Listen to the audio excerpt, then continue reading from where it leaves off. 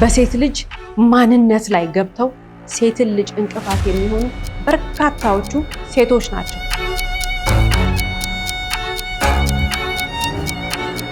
ሂጂ ከፍ በይ ወደ ላይ ውጪ የሚለን ጓደኛ ነው የሚያስፈልገን።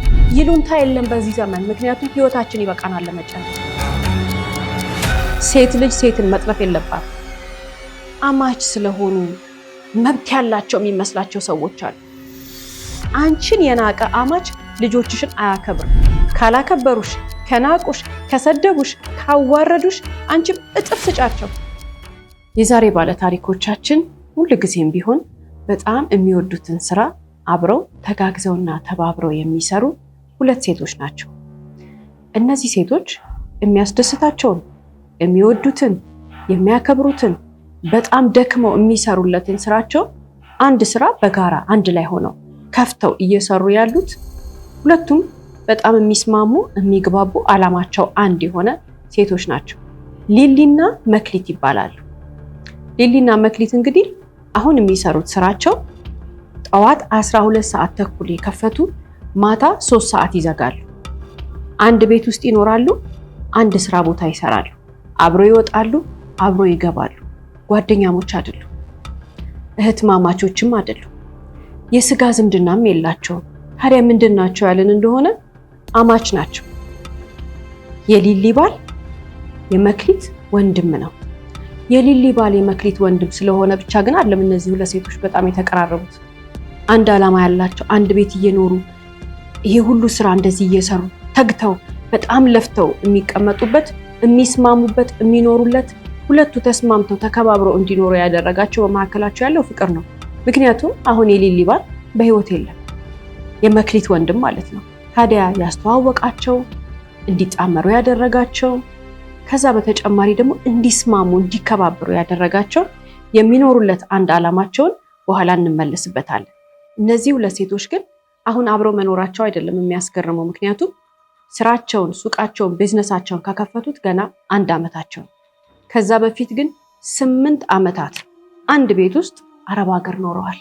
ተግባብተው ተስማምተው አንድ አሰሪ ኖሯቸው አንድ ቤት ውስጥ ስራቸውን አክብረው ሰርተው አጠራቅመው ብራቸውን አንድ ላይ አላማዬ ብለው መጥተው ይህንን ስራቸውን ደግሞ ሀገራችን እንገባለን ብለው ከመጡ በኋላ 8 ዓመት ሙሉ የሰሩበትን ገንዘብ ይዘው አንድም ቀን ወደ ሀገራቸው መጥተው እረፍት ሳያደርጉ ጥርሳቸውን ነክሰው ሰርተው የመጡ ሁለት ሴቶች ናቸው። ዛሬ ሁለቱ ግለሰቦች እንግዲህ በሱቃቸው ውስጥ ተቀምጠው በጠዋት እንደተለመደው ሱቅ ውስጥ ነው ቁርሳቸውን የሚበሉት። 12 ሰዓት ተኩል ደረሱ። ጭር ብሏል ሰፈሩ። ሱቃቸውን ከፈቱ። ሻያቸውን አቀራርበው እያለ ሊመገቡ ምግባቸውን እያስተካከሉ እያለ አንድ ድምፅ ሰሙ። የሰሙት ድምፅ ምንድነው? እየጮኸ ነው። መክሊት መክሊት ነይ ውጪ ነይ ውጪ የሚል ድምፅ ነው የሰሙት። ወዲያውኑ ሊሊ ተነስታ ደንግጣ እንዳይገባ ልትነግረው ያንን ግለሰብ ወጣች። ምክንያቱም ድምፁን ያውቁታል፣ ማን እንደሆነም ያውቃሉ። ሊሊ ወደ ውጭ ወጥታ ግለሰቡ እንዳይገባ ለማድረግ እየሞከረች እያለ መክሊት ግን በጣም ስለፈራች ስልኳን አነሳች። መክሊት መክሊት እያለ ነው እንግዲህ የሚጣራው። ከዛ በኋላ ምንድነው ያደረገችው ነገር? ስልክ ደወለችና እሷ ደግሞ ተፈራ ተፈራ ድረስልን እያለች መጮህ ጀመረች። በስልክ የደወለችለት ግለሰብ ማለት አሁን እየሰሩበት ያለውን ሱቅ አከራያቸው ሲሆን የሚኖረው ከጀርባ ነው። እንግዲህ የደወለችው 12 ሰዓት ተኩል ነው። ተፈራ ደግሞ ተኝቶ ነበረ። ስለዚህ ተነስቶ እነሱ ጋር እስከሚመጣ ድረስ ደቂቃዎች ይፈጃል። ታዲያ ይህ ግለሰብ ግን ልብሱን ለብሶ ከመኝታው ተነስቶ ምን እንደሚያረጋቸው ስለሚያውቅ የተጣራው ግለሰብ እየሮጠ እስከሚመጣ ድረስ ሁለቱንም ሴቶች በእንደዚህ አይነት ሁኔታ ጉዳት አድርሶባቸው ከአካባቢው ተሰወረ። እነዚህ ሁለት 8 ዓመታትን ከአረብ ሀገር ሰርተው የመጡ ጥርሳቸውን ነክሰው ዓላማቸውን ለማሳካት ተባብረው ሌላውን ዓለም ንቀው ዓላማቸውን ብቻ ለማሳካት ቀንና ሌሊት እየለፉ ያሉ ሴቶችን ሳሚ የተባለው ግለሰብ ለምን እንደዚህ አድርጓቸው ሄደ? ሳሚ ማን ነው? የት ነው የሚያውቃቸው? ማንንስ ነው ከሁለቱ ለይቶ በደንብ የሚቀርበው? ምን ቢያረጉት ነው እንደዚህ አይነት ጉዳት ለማድረስ የወሰነው የሚለውን ሙሉ ፕሮግራሙ በዛሬ ስለ ሕይወት ፕሮግራማችን ይዘንላችሁ ቀርበናል። እስከ ፕሮግራማችን ፍጻሜ ድረስ አብራችሁን ቆዩ።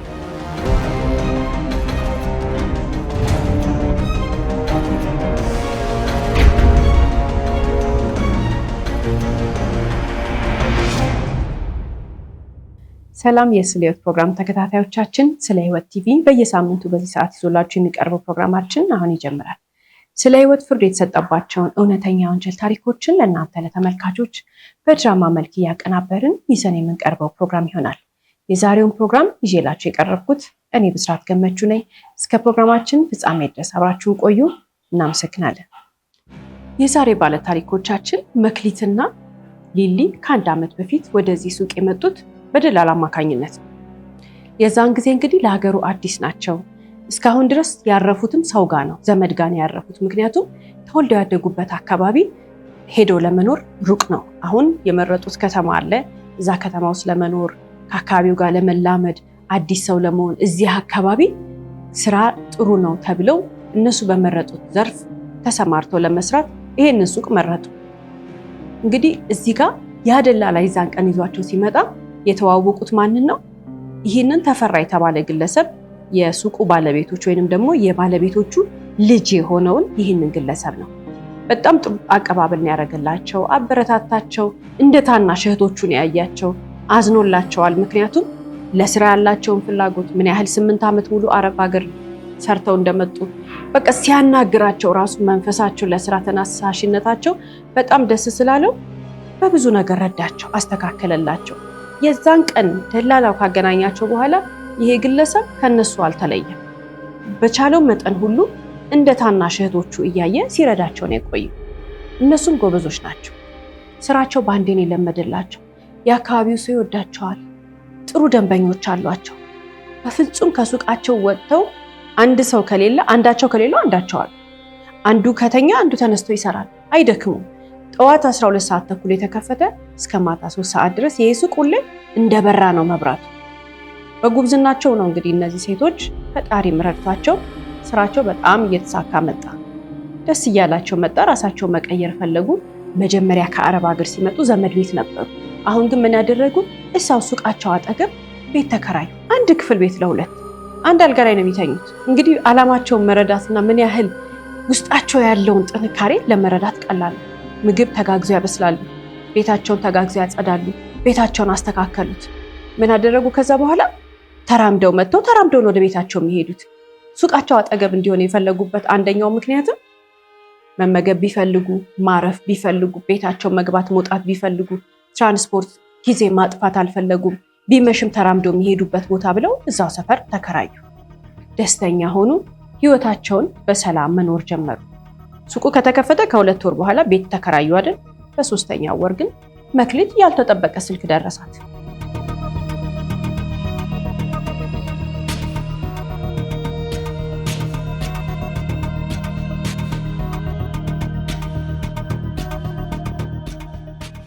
የደወለላትን ሰው ጠንቅቃ ታውቀዋለች። አረብ ሀገር ከመሄዷ በፊት። ይሄ ግለሰብ ነው፣ ስሙ ሳሚ ይባላል። ሳሚ የመክሊት የቀድሞ ባሏ ነው ወይንም ደግሞ የልጇ አባት ነው። እንዴት ነው ተዋወቁ፣ እንዴት ተለያዩ የሚለውን እንመጣበታለን። ግን አሁን የደወለላት ምን ሊያደርግ ነው? ጠንካራ የሆነ ነገር ሊናገራት፣ ሊያስፈራራት፣ ቀጣዮቹ ቀናቶችን ጭንቀት ሊለቅባት ነው። ልጄን አምጪ አላት። ልጄን አሳይኝ፣ ልጄን አምጪ እያለ በዛን ቀን በ3ኛው ወር ሱቁ ከተከፈተ በ3ኛው ወር ከጀመረ በኋላ ከዛ ቀጥሎ ላሉት ቀናቶች በሙሉ እያስፈራራት ሰነበተ።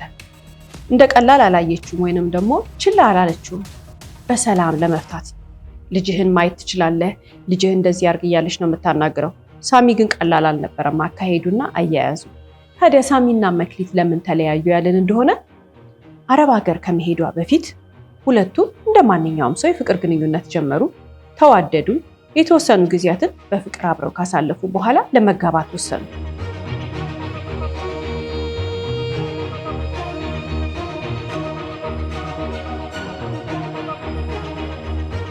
እንግዲህ ሳሚ ማለት ማንነቱን ደግሞ ስንመለከተው በጣም በትምህርት ደረጃው ወይንም ደግሞ በቀለም ትምህርት ገፍቶ የሄደ ሰው ነው። ብዙ ተምሯል። መክሊት ደግሞ የእሱን ያክል በትምህርት ገፍታ አልሄደችም። ስለዚህ ቤተሰቦቹ ናቋት። አይ አሉ፣ ለልጃችን እቺ አትመጥንም፣ ለልጃችን እንደሱ የተማረች ሴት ነው የምትሆነው እቺ ልጅ አሉ። ራሳቸውን ያላቸውን የገንዘብ መጠን አዩና እሷ ደግሞ ያላትን የገንዘብ መጠን የቤተሰቦቿ የገንዘባቸው መጠን ወይንም የሀብት መጠናቸውን ለኩና ንቀዋት አንፈልጋትም አሉ። ለልጃችን አትመጥንም አሉ። አልፈለጓትም፣ በግልጽ ንቀዋታል። ግን ሁለቱ ስለተዋደዱ ተጋቡ፣ አብሮ መኖር ጀመሩ። አብሮ መኖር ከጀመሩ በኋላ መክሊት ሴት ልጅ አረገዘች ወይንም ደግሞ ጸነሰች። ከዚህ በኋላ እየኖረች እያለ እነዚህ ሰዎች ወይንም ደግሞ የሳሚ ቤተሰቦች መረበሻቸውን መበጥበጣቸውን አላቆሙም። ሰላማዊ ትዳር አልነበረም።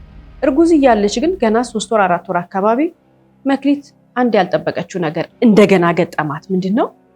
ወንድሟ ህይወቱን አጣ። ወንድሟ ማለት የሊሊ ባል ነው። በድንገት ህይወቱ ሲያጣ ችግር ስለነበረ ምን አደረገች? ሊሊንና የተወለደውን ወንድ ልጅ እሷ ጋር መጣቻቸው።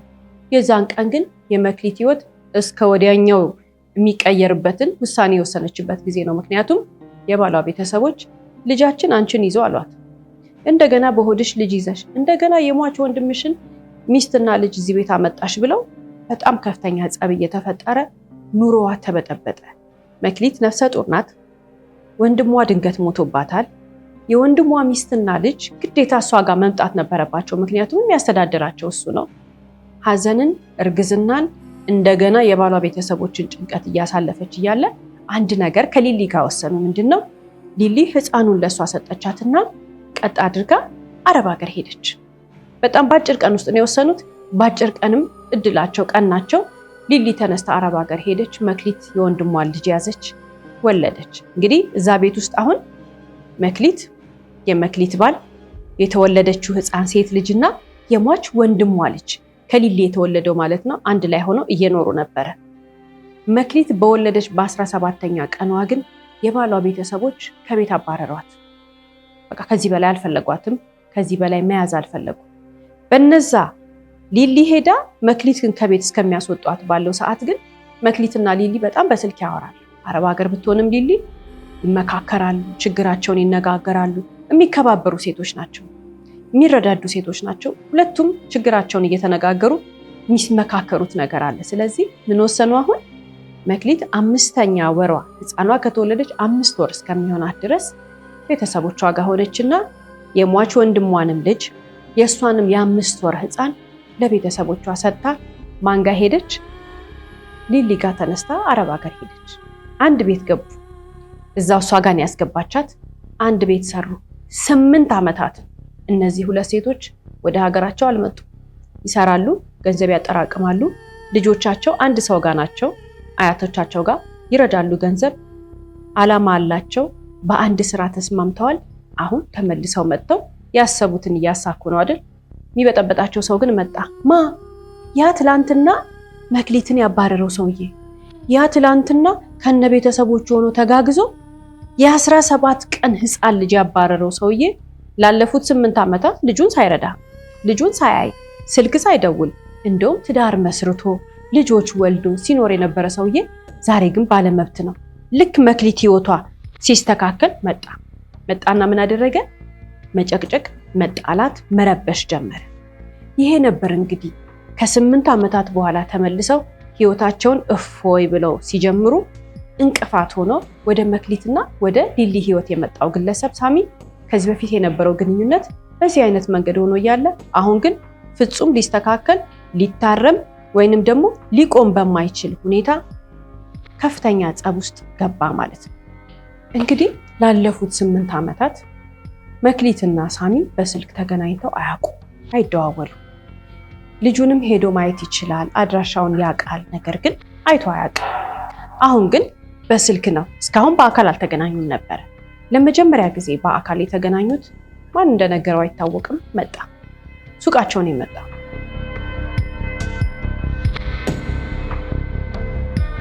ሱቃቸው ሲመጣ መክሊትና ሊሊ ሲያዩት ግን በጣም የደነገጡት። ምክንያቱም ያ ድሮ የሚያውቁት ሳሚ፣ ያ ድሮ የነበረው ማንነት፣ ያ ተምሯል ተብሎ እንደ ጉድ ከፍ የተደረገው ሳሚ፣ ያ አትመጥንህም ተብሎ ከፍ ተደርጎ መክሊት ዝቅ የተደረገችለት ሳሚ በሚያሳዝን ሁኔታ እንግዲህ ገጽታው ይሄንን መስሎ ስራ አቁሞ ይልቁንም ገንዘብ ፈልጎ እየለመነ ነው የመጣው መክሊት ጋር። ምን ሆኖ ነው? ምን ገጥሞት ነው? ቤተሰቦቹ እነሱ ነው የሚያውቁት። ነገር ግን መክሊት ስታየው በጣም ደነገጠች ከሊሊ ጋር። የዛን ቀን ሱቃቸው ሲመጣ አላወቁትም ነበር። የዚህን ያክል ነው የተቀየረው በአይን ሲታይ። መክሊት ደግሞ እንግዲህ በምናያት ሁኔታ የድሮዋ መክሊትና የአሁኗ መክሊት አንድ አይነት አይደለች። እድሜዋ ጨምሯል፣ አድጋለች፣ ተስማምቷታል። ዛሬ ገንዘብ ይዛ ነው የመጣችው። ህይወቷን እየገነባች ነው። እንኳን 3 ወር አይደለም 3 ዓመት የተሰራ ስራ እስከማይመስል ድረስ ሱቃቸው በ3 ወር ውስጥ በጣም ለምዶላቸዋል። ገበያው ትልቅ ነው። ታዲያ ስራ ቦታቸው ድረስ መጥቶ ለመጀመሪያ ጊዜ ከ8 ዓመት በኋላ በአካል ያዩት ሳሚ ማመን ቢያቀታቸውም እሱ ግን መጮህ ጀመረ።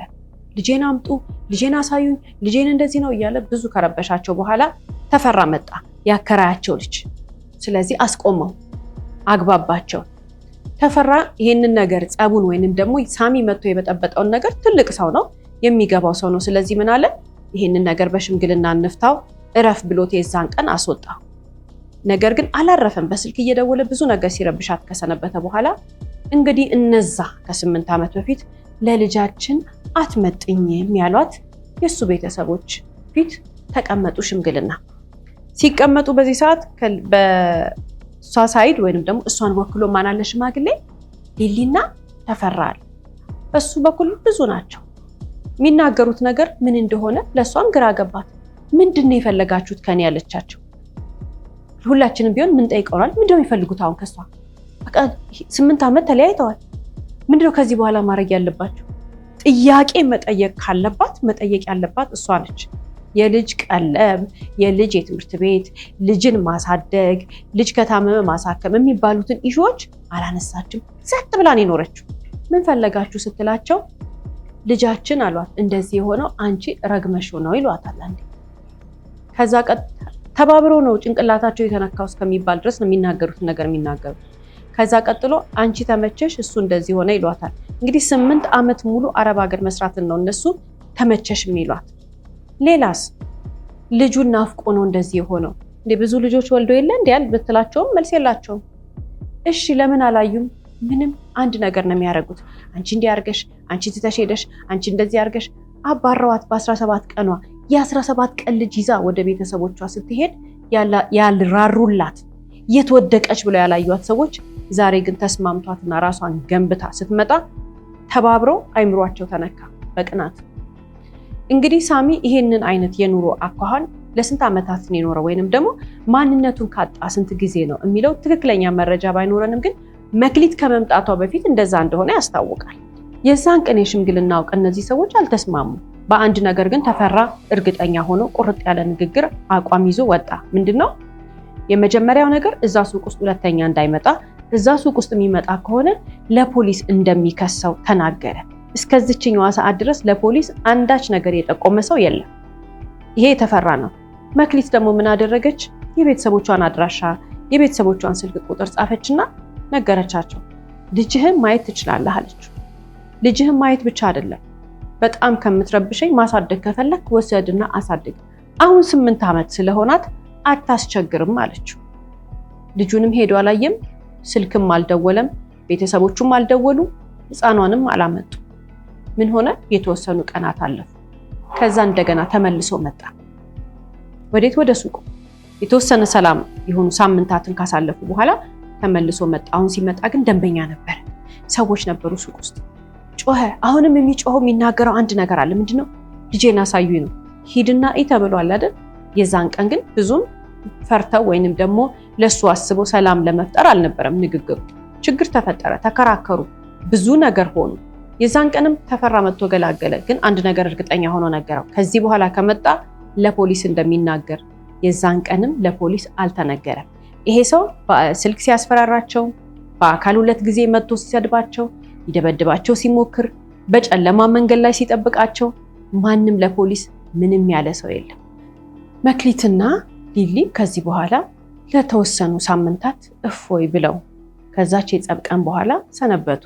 ነገር ግን ይሄ ግለሰብ ቀን ጠብቆ በጠዋት 12 ሰዓት ተኩል ላይ መጣ። አንዱን ቀን የዛን ቀን እነሱ እንደተለመደው ቁርስ ከቤታቸው ይዘው ነው የሚመጡት። በጠዋት መብላት ስለማይፈልጉ ሱቃቸው ውስጥ ሻይ አፈሉ።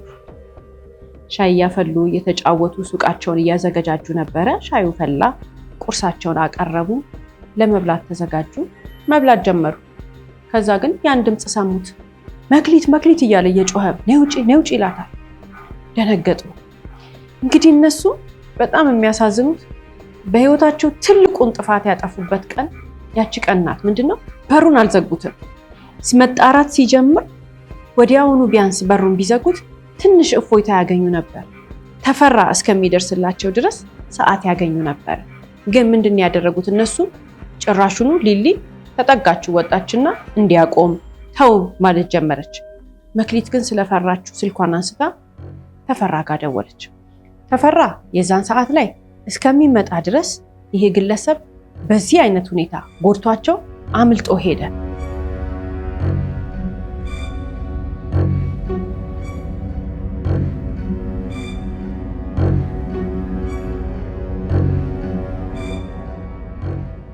ይሄንን 12 ሰዓት ተኩል ላይ ነው እንግዲህ ማንም ሰው በሌለበት ያድርግ እንጂ ከጠዋቱ ገና ምሳ ሰዓት ሳይደርስ 5 ሰዓት ላይ ግን ይሄን ግለሰብ ፖሊስ ጣቢያ ጠርቶ ለጥያቄ ያቀረበው። እሱ እንዳደረገው ግልጽ ነው። የሚያስገርመው ነገር ግን እሱ ማድረጉ ብቻ አይደለም። ሁለቱ በጣም ኃይለኛ ጉዳት ነው የደረሰባቸው። ወደ ሕክምና ተቋም ሄዱ። በሕክምና እርዳታ እየተደረገላቸው ሆስፒታል ውስጥ የተወሰነ ሰዓት ሲቆዩ በጣም ከፍተኛ ጉዳት ስለነበረባቸው ለፖሊስ ቃላቸውን አልሰጡም። ለፖሊስ ቃላቸውን የሰጡት በነጋታው በደንብ ከተሻላቸው በኋላ ነበር። ምን አሉ? አብሮት ሰው ነበረ ጉዳቱን ሲያደርስባቸው። ምክንያቱም በጣም ፈጣን ነበረ ሰዓቱ። ልብሱን ቀይሮ ይሄኛው ግለሰብ ወይም ተፈራ እስከሚመጣ ነው። አብሮት የመጣውን ሰው አናቀውም አሉ፣ ግን ያገዘው ሰው አለ አሉ። ሁለቱ የተለያየ ቦታ ላይ አንድ ሆስፒታል ውስጥም ቢሆን ሊገናኙ አይችልም። ስልክ የላቸውም። የሚናገሩት ነገር ግን ለፖሊስ አንድ ነው። በፍጹም በዛ ፍጥነት መረጃ ሊቀያየሩ ወይንም ሊዋሹ አይችሉም። አንድ አይነት ሰው ነው የሚናገሩት። ሰውየው ምንድን የለበሰው? አንድ አይነት ከለር ይናገራሉ። ሰውየው ምንድን ነበረ? ቁመቱ እንዴት ነው? ልብሱ እንዴት ነው? አነጋገሩ እንዴት ነበር? ምንድን ነበር የሚላችሁ? ተመሳሳይ የሆነ ነገር ይናገራሉ። ማንነቱን ግን አያውቁትም፣ አይተውት አያውቁም ሁለቱ። ግለሰቡ ሳሚ ግን 5 ሰዓት ላይ በፖሊስ ቁጥጥር ስር ከዋለ በኋላ አዎ ይሄንን ነገር እንዳደረገው ተናገረ። ፈጽመሃል ተባለ። አልካደም። አዎ አለ። ግን አንድ ነገር ዋሸ። አብሮት የነበረው ሰው ማን እንደሆነ በፍጹም ብቻዬን ነኝ አለ። በፍጹም አብሮት ሰው እንዳልነበረ ተናገረ። ተፈራ አላየውም ግለሰቡ። ያዩት ሁለቱ ሴቶች ናቸው። የወንጀል ድርጊቱ ወይንም ደግሞ ሁለቱ የተደበደቡበትን አይነት ሁኔታም ስንመለከተው ብቻውን ያንን ለማድረግ አይችልም። ፍጥነቱ፣ ጉልበቱ አንድ ሰው ብቻውን ያደረገው አይደለም። ግን እስከዚችኛዋ ቀን ድረስ ያ ሰው ማን እንደሆነ ሊታወቅ አልቻለም። ግለሰቡ ወይንም ደግሞ ሳሚ አንድ ሙሉ የሕክምና ወጪያቸውን እንዲችል ተደረገ። ለሰራው ወንጀል ሁለቱም ላይ ላደረሰው ጉዳት ህጋዊ የሆነ ቅጣቱን ህግን አግባቡን ተከትሎ ተቀጣ። ታዲያ በጣም የሚያስገርመው ነገር ግን እነዚህ ሁለት ሴቶች ሕክምናቸውን ካጠናቀቁ በኋላ ወደ ስራቸው ተመልሰዋል። በእርግጥ ሊሊ ላይ ቋሚ የሆነ ጉዳት ወይንም ደግሞ በጣም ጊዜ የሚወስድ ሕክምና የሚያስፈልገው ጉዳት ቢያደርስባትም አላስቆማቸውም። ዛሬ እፎይ ብለው ስራቸውን እየሰሩ ነው። ዛሬ የሚረብሻቸው ነገር የለም። የኖሩለት የለፉለትን ዓላማቸውን ህይወታቸውን በደስታ እየቀጠሉ ነው። ግን ሁሌም ጥያቄ የሚሆንባቸው ነገር ለምን የሚለው ነው። ይህንን ነገር ያደረገው ለምን የሚለው ጥያቄ ሁሌም በአይምሯቸው ውስጥ አለ። እኛም ታሪኩን ስንሰማ ለምን ምን ፈልጎ ነው ይሄ ግለሰብ እንላለን። እውነተኛውን ምክንያት የሚያውቀው እሱ ነው። ለጥያቄው ግን አንዳንድ ሰዎች ቀንቶ ነው፣ አንዳንድ ሰዎች እውነትም ናፍቆ ነው፣ አንዳንድ ሰዎች ደግሞ የፈለገውን ህይወት በቤተሰቦቹ ምክንያት ስላጣ እዛ ጭንቀት ውስጥ ገብቶ ነው፣ የማይፈልገው ህይወት ውስጥ ነው የገባው አሁን ይላሉ። ሆነም ቀረ ግን ሳሚ በትልቁ የጎዳው ራሱን ሲሆን በማይገባ ሁኔታ ደግሞ ሊሊና መክሊት ላይ ጉዳት አድርሷል። ቀላል የሚባል ጉዳት አይደለም ያደረሰባቸው። ሆኖም ግን ፈተና ማለፍ ለነሱ ብርቃቸው አይደለም። ዓላማቸውን ለማሳካት ህይወታቸውን በሰላም ቀጠሉ ከዚህ በኋላ።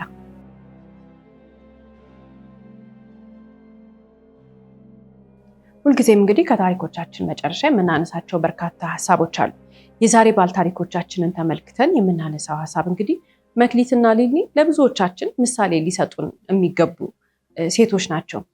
በደም አልተሳሰሩ ወይንም ደግሞ በመካከላቸው ያለው ግንኙነት የተወለደው ወንድ ልጅ ነው። ግን እነሱ እናትና ልጅ፣ እህትማማች፣ ጓደኛሞች፣ ሁሉ ትርጉም የሚሰጠው ግንኙነቶች በሙሉ አርዕስት ሊሰጣቸው የሚገባ አይነት ሴቶች ናቸው።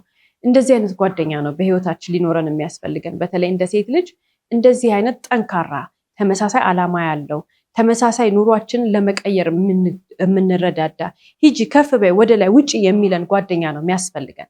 በጣም ጥንቃቄ ማድረግ ያለብን ሁልጊዜም ቢሆን ከአጠገባችን ያለው ሰው በተለይ እንደ ጓደኛ እንግዲህ መክሊትና ሊሊ ሁኔታቸውን ስንመለከተው እንደ ጓደኛ መቀራረብ፣ እንደ እህት መረዳዳታቸው የጀመረው መቼ ነው ያለን እንደሆነ ያኔ መጀመሪያ ላይ መክሊት በራሷ ደግነት ወንድሟ ሲሞት ነይ እኔ ጋ ብላ ለዛውም ደግሞ ኃላፊነት ወስዳ በራሷ ህይወት ላይ የሚመጣባትን ጣጣ እያወቀች የዛን ጊዜ የእርዳታ እጅን ይዘረጋችላት።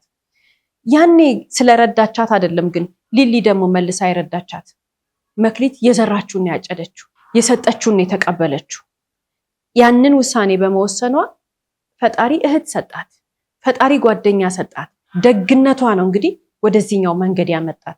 እሷ በተቸገረች ሰዓት እናቷ አልደረሰችላትም፣ አባቷ አልደረሰላትም፣ የራሷ ባል አልረዳትም።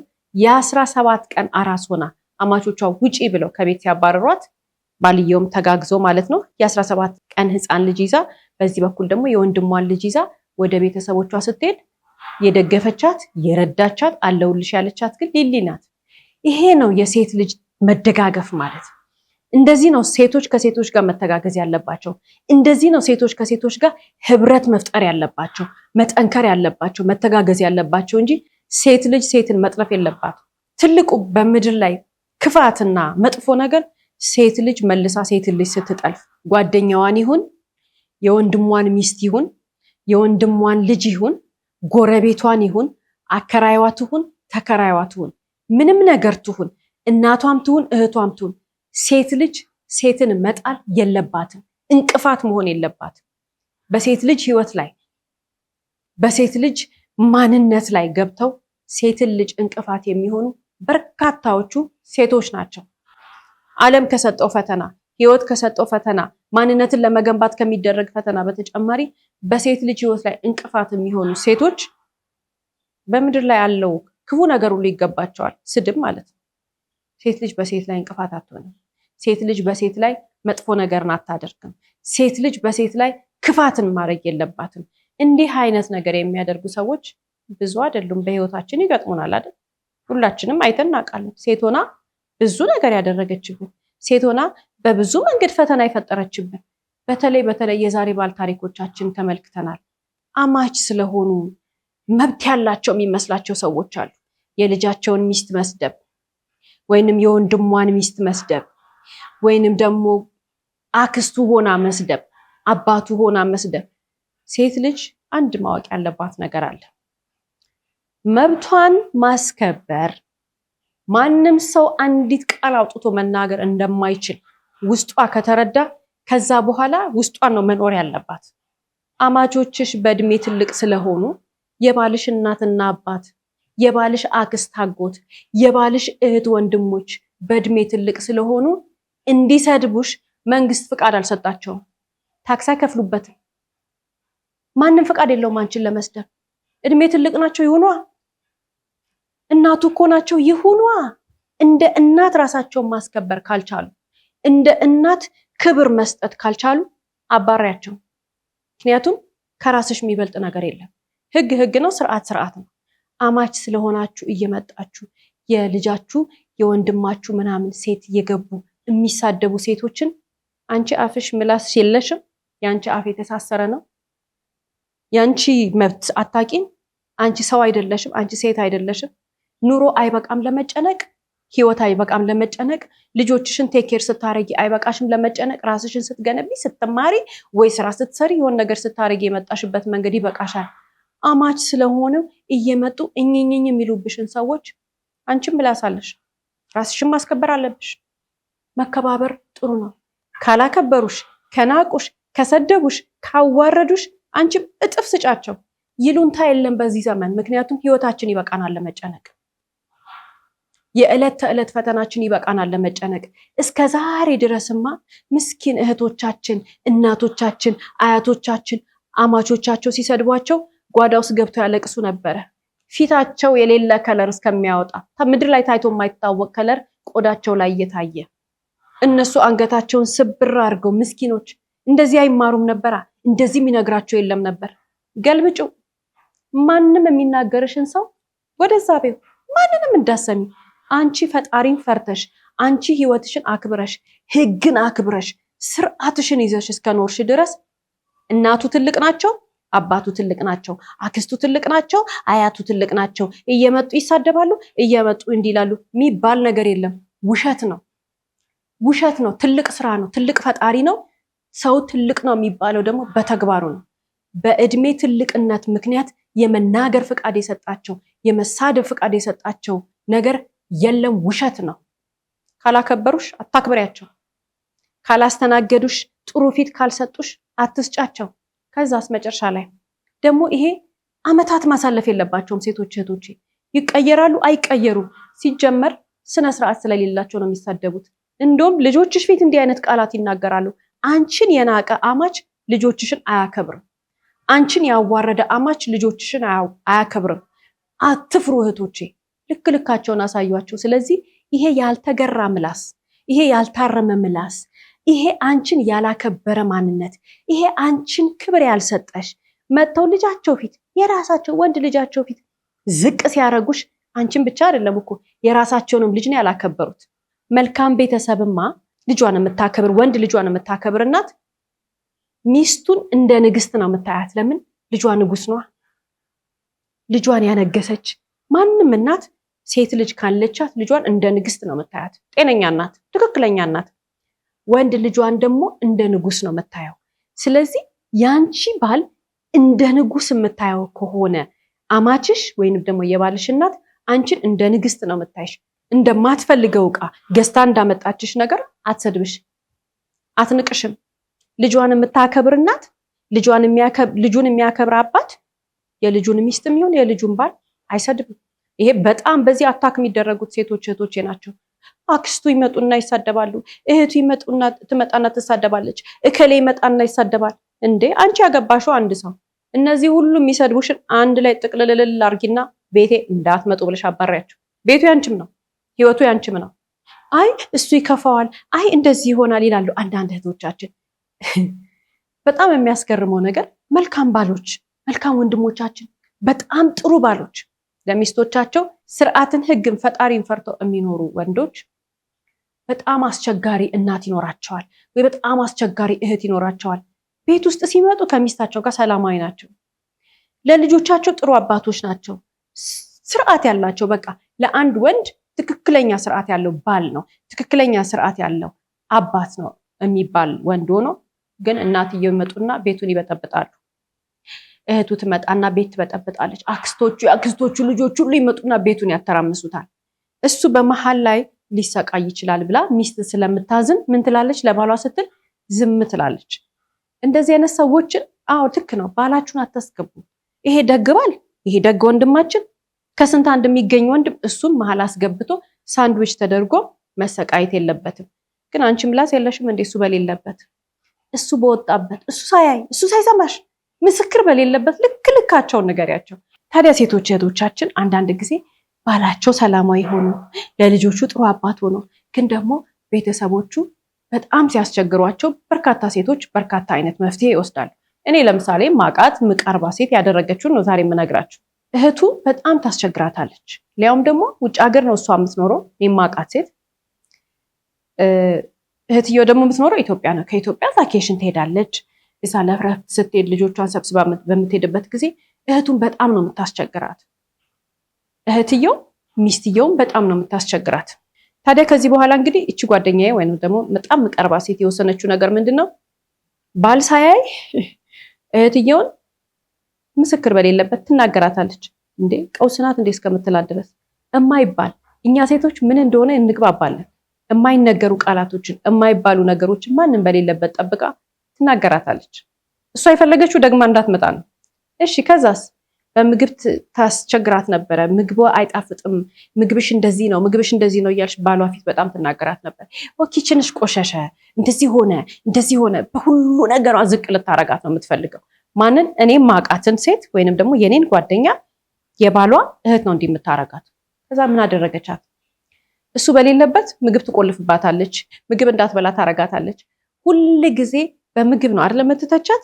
ሰርተሽ ቢ ብላ ጥላት ትወጣለች ከቤት። ልጆቿን የራሷን ይዛ እዚህ ጋር ቁጭ አርጋ፣ አንዳንድ ቀን ስልኳን ይዛባት፣ ስልኳን መውሰድ የለባትም ግን በጣም ስለምታናድዳት ስልኳን ይዛ፣ ከዛ በተጨማሪ ደግሞ ቤት ውስጥ የሚበላ ነገር ሳታስቀምጥላት ከቤት ትወጣለች። ባሏ ከመመለሱ በፊት ደግሞ ደግማ ትመጣለች። ስለዚህ ውሸቷን ነው፣ ስልኳንም አልወሰድኩም ምግብም አልከለከልኩም ትላታለች። ሴቶች እህቶቼ ካንገላቷችሁ ባላችሁ ሳያይ እነሱንም አንገላቷቸው። ደግሞ ቤታችሁ እንዳይመጡ ፊት ለፊት ጦርነት ምን አስከፈታችሁ? የምትወጁ ባልሽ ፊት፣ የምታከብሪው ልጆችሽ አባት ፊት ጦርነት አትክፈቺ። እነሱ በፊት ለፊት ነው አይደለም የሚዋጉሽ፣ እነሱ እሱ እያየ ነው የሚሰድቡሽ። አንዳንዴ እሱም ሳያይ አንቺም ሞኝ ነሽ እንዴ እንዳይመጡ የሚያደርጋቸውን ነገር አድርጊ። እኛ እንግባባለን ምን ለማለት እንደሆነ። መቼም አደባባይ ወጥተን እንዲህ በያቸው አንባባልም ማለት እንዴ እቺ ልጅ ቀውስናት እንዴ እስከሚሉ ድረስ የሚያሯሩጥ ነገር አድርጊ። የማይደረግ በቃ ሰው ያደርጋል እንዴ ይሄንን እስከሚባል ድረስ የሚያስደነግጥ ነገር አድርጊያቸው። አዎ በተናገሩሽ ነገር ላይ በሚሉሽ ነገር ላይ እንዴ ሰው እኮ ምግብ ቆንጆ አድርጎ ሰርቶ ለአማቾቹ የሚሰጠው ጉልበቱን ጠፍ አድርጎ ጊዜውን ጠፍ አድርጎ እድሜውን ጠፍ አድርጎ ነው። ዝም ብሎ እኮ የሚሰራ ምግብ የለም። አንዲት ሴት ልጅ ምግብ እንዲጣፍጥላት ስንት ጉልበቷን አፍስሳ ነው እዛ ጋር ቆማ ስትሰራ የምትውለው። ይሄ አንቺ ምግብ አይጣፍጥም ሰርታችሁ ብሉ በያቸው። ባልሽ ፊት ግን አይደለም በሌለበት እሱ። ምክንያቱም ጥሩ ባል ከሆነ አይ ባልየው ነው ይሄን ነገር ማኔጅ ማድረግ ያለበት፣ አይ እሱ ይተባበራል፣ አይ እሱ እንዲህ ነው ሌላ ነው። ዛሬ አርስታችን ስለ መልካም ባሎች፣ ሚስታቸውን አክብሮ የሚኖሩ ልጆቻቸውን አክብሮ የሚኖሩ ባሎች ነው። ስለዚህ እሱ ካልተደረበ፣ እሱ ካላገዘ፣ እሱ መልካም ባል ከሆነ በምንም ተአምር ሴቶች እህቶቻችን ለሱ ብለሽ ለቤትሽ ብለሽ ለትዳርሽ ብለሽ ተጎጂ የሚል አይደለም ያለው አስተሳሰብ። ምንድነው? ሳያይሽ እነሱ የሚያደርጉትን ነገር ደግሞ እዛ ቤት እንዳይመጣ አርጊያቸው። የሆነ ነገር ታረጋላለች ብለው እስከሚፈሩ ድረስ አንቺ የጭንቅላት ጨዋታ ተጫዋች፣ አንቺ በአስተሳሰብ ብለጫቸው፣ አንቺ በአስተሳሰብ አድርገሽ እነዚህን ሰዎች እንዳይደርሱ አርጊያቸው። ምክንያቱም ክብር የሚሰጠው ላከበረሽ ሰው ነው። ለናቀሽ፣ ለሰደበሽ፣ ላንቋሸሸሽ፣ ልጆችሽን ሳያከብሩ፣ ባልሽን ሳያከብሩ፣ አንቺን ሳያከብሩ ጅስት አማች ስለሆኑ ብቻ ይሄ አሽሙር ንግግር ምናምን እንደሱ አይነት በእንደሱ የሚጠፋ ጊዜ የለንም። አሁን ሴት ልጅ ጊዜዋን በአግባቡ ነው የምትጠቀምበት። ከጠዋት ጀምሮ 24 ሰዓታችንን በአግባቡ ነው የምንጠቀምበት። አሁን በዚህኛው ክፍለ ዘመን በትርኪ ምርኪ የሚጠፋ ጊዜ የለንም። አሁን በዚህኛው ክፍለ ዘመን እንትን አለችኝ የሚባል የለም። ትላንት መስዋዕት ከፍለዋል የትላንት ሴቶች እህቶቻችን። ስለዚህ ዛሬ ያለነው ሴቶች አንድ ነገር ማድረግ ያለብን ነገር በ24 ሰዓታችን ውስጥ የሚያናድደንን ነገር በሙሉ ጠራርገን ማስወጣት ነው። ከነዚህ መካከል ደግሞ ትልቅ ቤት በየቤቱ እየገቡ የሚረብሹ አማቾች ናቸው። አማቾቻችሁ የሚረብሹ ከሆነ ጠራርጋችሁ አስወጧቸው። ይባል ነገር የለም። የአንቺ ሰዓት የተከበረ ነው። ሌላስ? ራስሽን ማሳደግ አለብሽ። ራስሽን የምታሳድጊው በእውቀት ነው። ራስሽን የምታሳድጊው በስራ ነው። ራስሽን የምታሳድጊው በመማር ነው። ማንበብ አለብን። ብዙ የሚጠቅሙንን ነገሮች መስማት አለብን። ብዙ ለጤንነታችን የሚያስፈልጉን ነገሮች አሉ። 24 ሰዓቱ አይበቃንም። እኛ በዚህ መንገድ ህይወታችንን እየሰተርን እንደገና እዚህ ጋር ደግሞ የሆነ ቦታ በቅለው አድገው የመጡ ሰዎች እኛን ህይወታችንን እንዲበጠብጡ መፍቀድ የለብንም። ብዙ ጊዜ ሴቶች እህቶቻችን አንገታቸውን ድፍት አድርገው እዛ ፈርተው ለራሳቸው ሳይከራከሩ አጎንብሰው እዛው እንዳጎነበሱ ይቀራሉ። እዛው እንደተደፉ እዛው እንደተሰበሩ ወድቀው ይቀራሉ ሳይነሱ። ሁላችንም በህይወታችን ፈተና አለብን፣ ወንድም ሴትም። ነገር ግን የሴት ሲሆን ይገናል።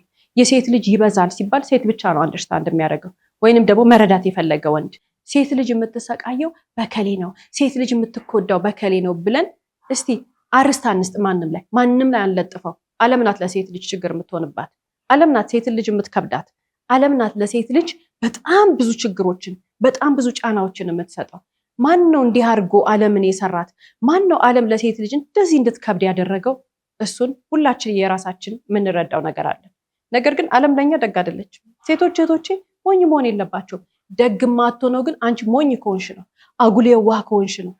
ዓለም ለዋህ ሴት፣ ዓለም ለደግ ሴት፣ ዓለም አንገቷን ድፍት ላደረገች ሴት አትሆንም። ሕግን ለምታቅ ፈጣሪን ለምትፈራ ግን ደግሞ ቆራጥ ለሆነች ሴት፣ እኔ የምትል ሴት፣ ራሷን የምታስከብር ሴት፣ ራሷን የምታስቀድም ሴት፣ ራሷን የምትወድ ሴት፣ በራሷ በማንነቷ በክብሯ ላይ የማትደራደር ሴት ስትሆኝ ነው ዓለምን የምታሸንፋት። አለበለዚያ ዓለም ትረግጥሻለች፣ ታስለቅስሻለች። ሞኝ መሆን የለባቸውም። ዓለም ለሴት ጨካኝ ናት። ለማ ለየዋህ ሴት። ዓለም ለሴት ልጅ የተቀመጠበት የተሰራበት እኮ ሁሉ ነገሩን እንደዚህ አድርገን እኮ ስናየው ልብስ አጣቢ ነው የምታረግሽ፣ ምግብ ቀቃይ ነው የምታረግሽ፣ አንገትሽን ደፍተሽ የሆነ ሰው አገልጋይ ነው የምታረግሽ። አንዳንድ ጊዜማ የዓለም ጭካኔ እኮ የሰነፍ ወንድ አንቺ እኮ በዞነሽ የሰነፍ ወንድ አገልጋይ አርጋ ታስቀምጥሻለች፣ ጓዳ ታስቀርሻለች፣ ካልሲ አጣቢ ታረግሻለች። ለምን ብለሽ ጨካኙኝ አትፍሪ። ሁሉም ሰዎች ተሰብስበው እሷ እንዲናት እሷ እንዲናት እሷ እንዲናት ይሉሻል። ጎበዝ ሴት ስትሆኝ ይበሉሽ። ደጋረኩ በያቸው። ውጪ ሴቶች እህቶቼ መንቃት መቻል አለባችሁ። የትላንትና መስዋዕትነት ይበቃል። ዛሬ እንደምንም ተገፍተን አደባባይ ወጥተናል።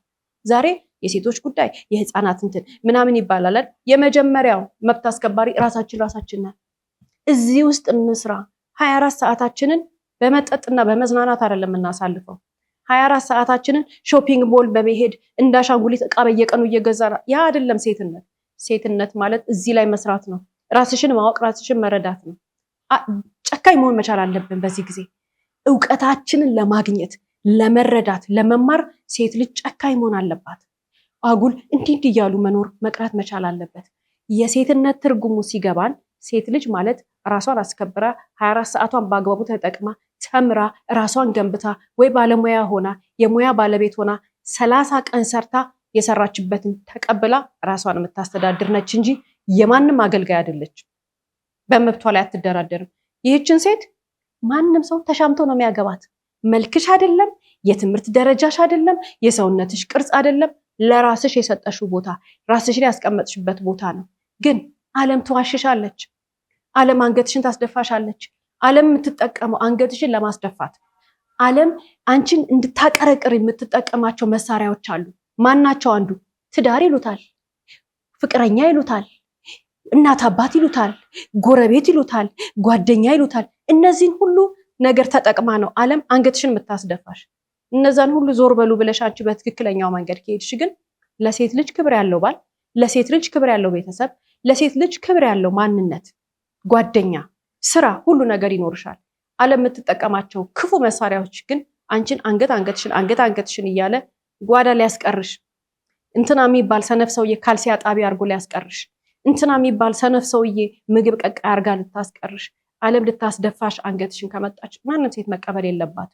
የዛሬ ባለ ታሪካችን እንዳደረገችው የዛሬ ባለ ታሪካችን ተመልሳ እኮ ቤት ውስጥ ብትገባ ፈቃደኛ ናቸው። ምክንያቱም ልጃቸው ራሱን ጥሎ ልጃቸው ራሱን አጥቶ ሲመጣ አሁን በምን ጀመሩ? በነገር አሁን በምን ጀመሩ? በመስደብ በመውቀስ የጀመሩት ማንነታቸው ጆሮ ሰጣ ብታዳምጣቸው ነበር። አይ በቃ አብራችሁና እንዲያርጉና ሊሏት ነበር። ነው ይሄ ውሸት ነው። ይሄ ዓለም የምትጠቀመው መሳሪያ ነው። ሴቶች እህቶቻችን መበርታት አለባቸው። ሴቶች እህቶቻችን ለሴት ልጆቻችሁ ምሳሌ መሆን መቻል አለባችሁ። ለወንዶችም እንደዛ። ሴቶች እህቶቻችን በዚህ ጊዜ መንቃት መቻል አለባቸው። ውሸት ነው ሴት ልጅ እሷ እኮ አንገቷን የደፋች እሷ እኮ ለትዳሯ የሞተች። አዎ ለትዳሯ የሞተች ምን አርጋ? እሷ ቅልጥ እያለች ለሌሎች እያበራች ቤት ውስጥ ላለው እንደዛ አይነት ታሪክ የለም። ህግ አንጥስም፣ ፈጣሪን እናከብራለን፣ ህግን እናከብራለን። ፈጣሪያችንን የሚያዘንን ነገር እንደ ሰው ፍጹም አይደለንም፣ ግን ራሳችን አክብረን እንኖራለን። ሴቶች እህቶቼ እንዳትሞኙ። በሌላኛው አቅጣጫ ደግሞ ስንመለከተው ሴቶች እህቶቻችን ህይወታቸውን የሚያጡት ወይንም ደግሞ ማንነታቸውን ሳይገነቡ የሚቀሩት ነገር በአሳሳች ጓደኛ ነው። የዛሬ ባል ታሪካችን አብሯት የሆነችውን የተጋጠሙትን ሴቶች እናያቸው። አብረው ጓደኛ እህት ማማች በቃ አንድ ሆነው ሲተነፍሱ አይተናል አይደል? አብረን የምናቀርበው ጓደኛችን ዙረት፣ አጉል ገንዘብ እያጠፉ ይህ መዝናናት ለሴቶች እህቶቼ ህይወት አይጠቅምም። ዙረት የሴትን ልጅ እድሜ ይበላል። ወሬ የሴትን ልጅ እድሜ ይበላል። እየዞሩ በየቦታው እቃ የመግዛት ሱስ የሴትን ልጅ ጉልበትና ላብ ይበላል። ሴቶች እህቶቼ ገንዘብ እየዞሩ ማጥፋት፣ ሴቶች እህቶቼ ገንዘብ እየዞሩ እያጠፉ መዝናናት የስልጣኔ ምልክት አይደለም።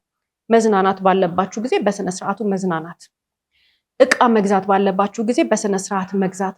እቃ መግዛት ማለት አንዲትን ሴት ዘናጭ አያደርጋት። የተሳሳተ አመለካከት ነው። አሁንማ ተለምዷል። ምክንያቱም የስልክ ዋጋ አሁን ርካሽ ነው። ድሮ በየቤቱ እየተዞረ ከአንደኛ እስከ 3ኛ ቡና እያንቃረሩ ነበራል የሴቶች እህቶቻችን እድሜ የሚያልቀው። አሁን ደግሞ በማግ ቡና እያዝና በነፃ ስልክ ቁጭ ብሎ ማውራት፣ በየቦታው እየዞሩ ማውራት።